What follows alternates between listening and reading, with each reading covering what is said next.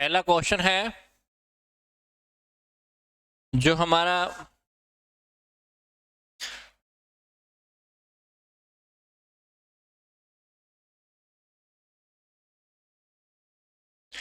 Trading account है या profit and loss account है।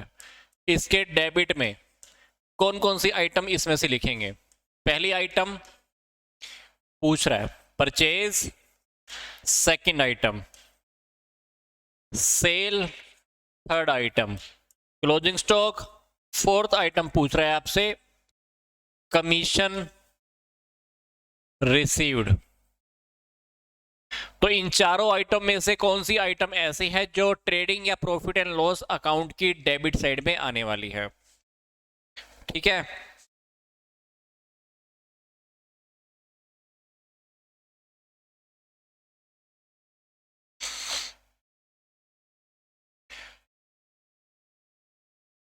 अगला क्वेश्चन है जब हम किसी बिजनेस के अंदर किसी एक्सपेंस को हम एडवांस में पेमेंट करते हैं, किसी बिजनेस में अगर हम किसी खर्चे को एडवांस में पेमेंट करते हैं तो इसमें से वो किस खर्चे का नाम होता है। ऑप्शन नंबर ए रेंट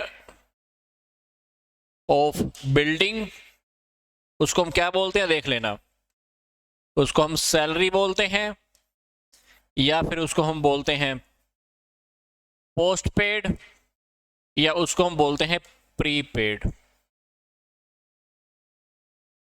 ठीक है, ये सेकंड क्वेश्चन।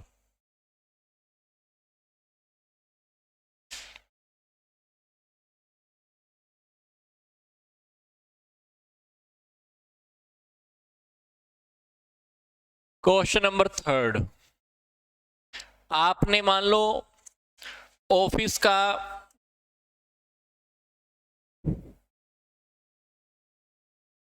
आपने ऑफिस का फर्नीचर खरीदा है 1 लाख रुपए का और आपने इसकी पेमेंट की है चेक से, तो इसकी आप जर्नल एंट्री कैसे करोगे। ठीक है, ये 3 क्वेश्चंस के आंसर जल्दी से बताओ।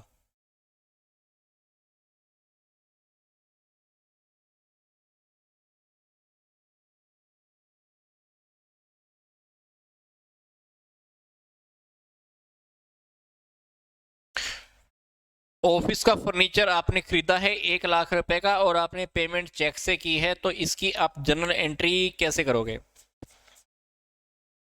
जर्नल एंट्री क्या होगी। ठीक है, ओके, नीलम आपका ठीक है, रेनू आपका सेकंड ठीक है, अनु आपका सेकंड ठीक है, सुनीता का फर्स्ट ठीक है, ज्योति शिवाज,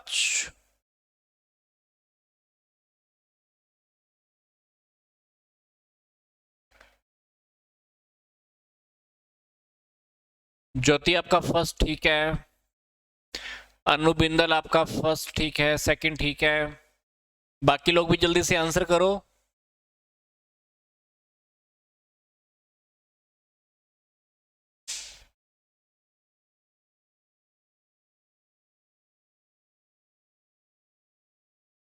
रेनू आपका जर्नल एंट्री वाला क्वेश्चन ठीक है, कविता अभी तुम्हारा थर्ड क्वेश्चन भी ठीक है।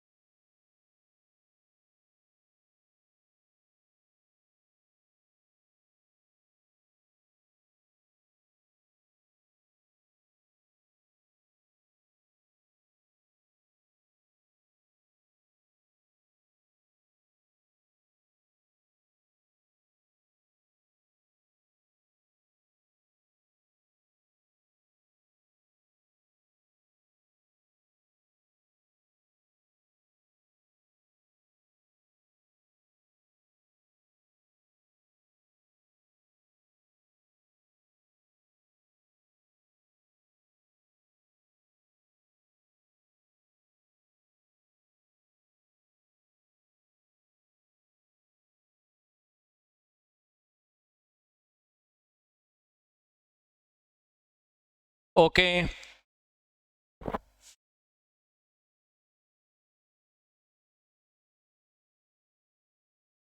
फर्स्ट क्वेश्चन का आंसर डेफिनेटली परचेज ही है, क्योंकि सेल्स भी हम क्रेडिट में दिखाते हैं, क्लोजिंग स्टॉक भी क्रेडिट में, ये भी क्रेडिट में, ये प्रॉफिट एंड लॉस की आइटम है, ये ट्रेडिंग की आइटम है, ये ट्रेडिंग की डेबिट में आ जाएगा। इस क्वेश्चन का आंसर प्रीपेड ही होने वाला है, क्योंकि जब भी हम कोई पेमेंट एडवांस में करते हैं तो उसको प्रीपेड एक्सपेंसेस बोलते हैं। ऑफिस का फर्नीचर अगर हमने परचेज किया है तो क्या एंट्री करेंगे?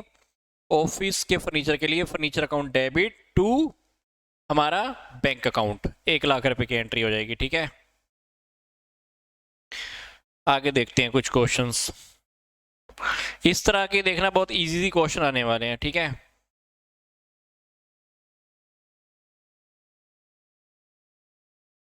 जो गुड्स हम सेल कर देते हैं, ठीक है, कॉस्ट ऑफ गुड्स सोल्ड कह लीजिए, या cost of revenue from operation कह लीजिए, इसका क्या फॉर्मूला है बता सकते हो? इसका फॉर्मूला बताना, इसका फॉर्मूला क्या होता है? ठीक है, और अगर पहले इसका, चलो इसका फॉर्मूला बताओ, इसका फॉर्मूला क्या हो सकता है?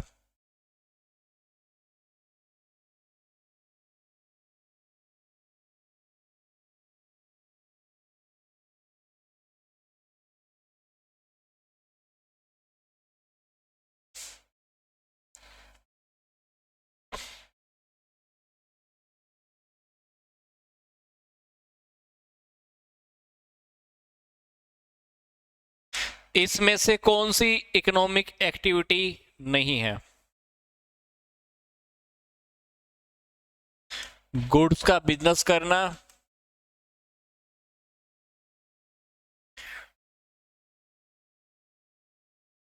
ट्रेडिंग के बिजनेस करने, सोसाइटी की सर्विस, प्रोडक्शन। ठीक है, तो इनमें से बताना है कि कौन सी इकोनॉमिक एक्टिविटी नहीं है।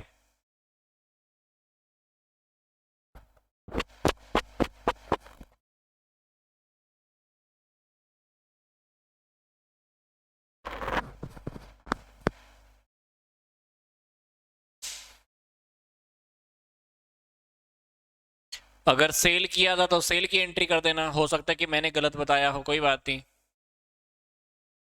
अगर हमने परचेज किया है तो furniture account debit to bank account, अगर सेल किया था तो bank account debit to furniture account, it's okay.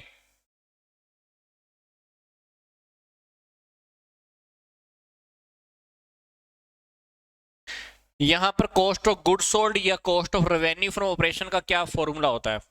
Formula जल्दी से बताओ।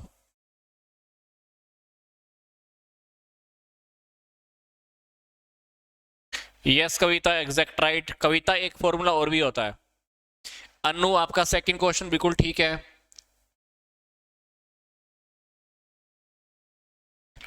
विजय, आपका भी ठीक है।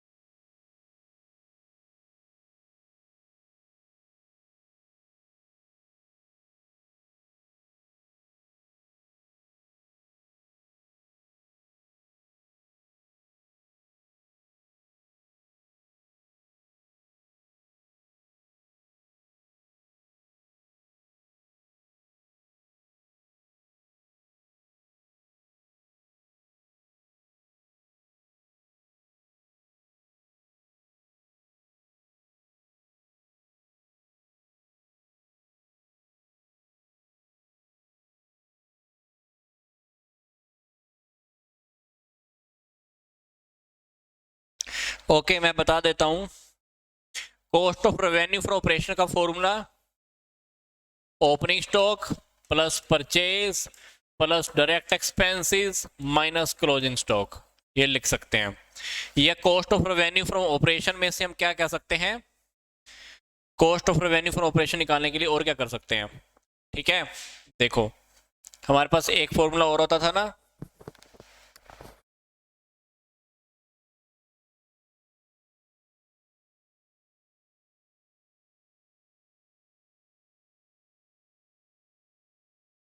Service of society. Okay, net profit में से ग्रोस प्रॉफिट लेस कर दें, नहीं होगा। यस,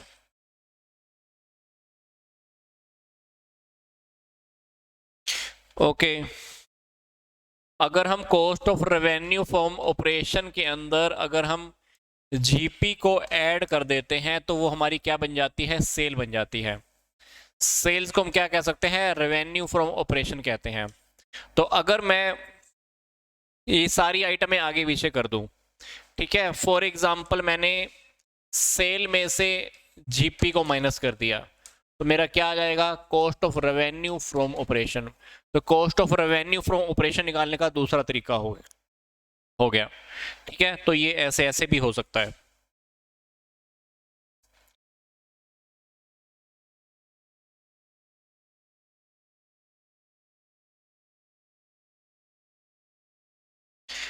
आगे देखते हैं, अपने अपने क्वेश्चन चेक करते रहना कहाँ कहाँ पे तुम लोग स्टैंड कर रहे हो।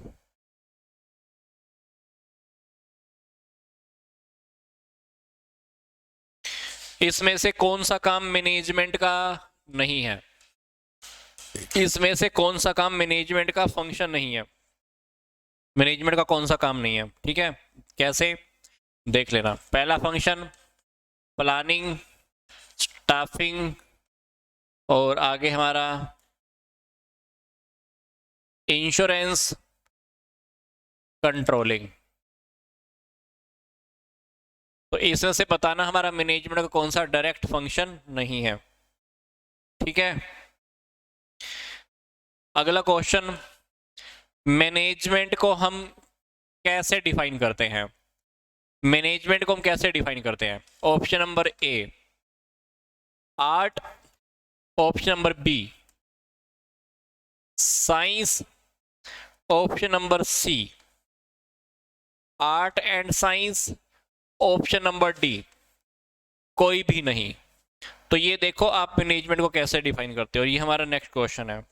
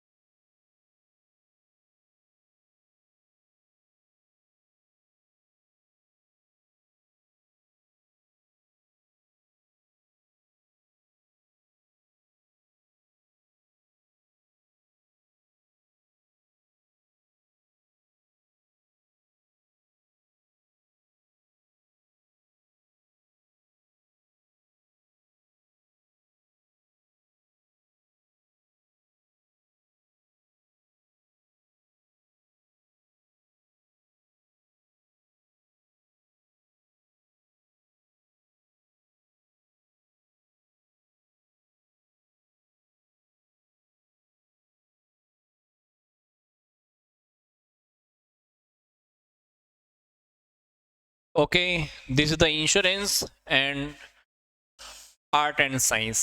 ठीक है, ये अपने को कुछ बेसिक बेसिक चीज़ें हमको स्टार्टिंग में स्टडी करने को मिलती हैं जब हम बिजनेस स्टडीज़ को देखते हैं, तो वहाँ पर भी अपने को पता है।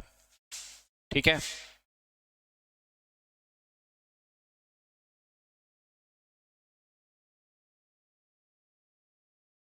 यहाँ पर कुछ क्वेश्चंस है, डायरेक्टली मैं आपको ऐसे समझा रहा हूँ तो देख लेना, एमसीक्यू के पॉइंट ऑफ व्यू से हमारे पास क्लैरिफाई हो सकते हैं। कहता है कि cash flow statement is not a suitable substitute of the income statement. कहता है कैश फ्लो स्टेटमेंट क्या हम इनकम स्टेटमेंट का सब्स्टिट्यूट कह सकते हैं, इस बात के बारे में बताइए।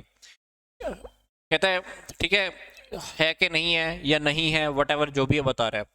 कहते हैं हम कैश फ्लो स्टेटमेंट को इनकम स्टेटमेंट का सब्स्टिट्यूट नहीं कह सकते।